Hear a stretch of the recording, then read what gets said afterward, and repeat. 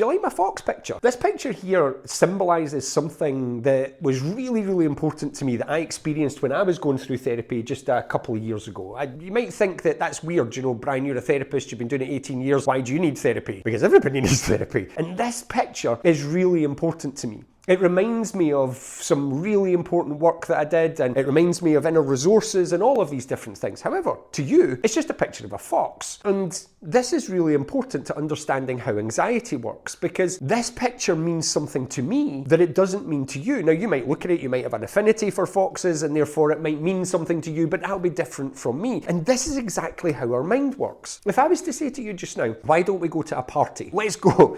Some of you will be like, great, Brian seems like a cool guy. I'd love to go to a party with Brian. But some of you would be like, oh my God, no, I can't go to a party. Will there be people there that I don't know? Some other people would be somewhere in the middle. This is exactly what our mind does. What our mind does about everything is it applies meaning to it. And when those meanings start to become danger, our mind will start to produce anxiety. So even though you might have a big group of friends who all love going to parties, just as an example, inside your head, if that party means judgment or overwhelm or overstimulation, then you're not going to want to go because the meaning to you is something different from them. Yet so many of us will then beat ourselves up of, we should be there, I should be doing that. Here's an interesting thing for you. Did you know that meaning can change? That meaning is not stuck. Meaning is something that is fluid, and in fact you'll more than likely experience that many, many times in your life where you thought that something meant one thing and then it ends up meaning another. And that could be a good or a bad thing depending on what that thing is. But your mind is capable of changing meaning, and that means your mind is capable of leaving anxiety behind and not carrying it into the rest of your life. And interestingly, this fox,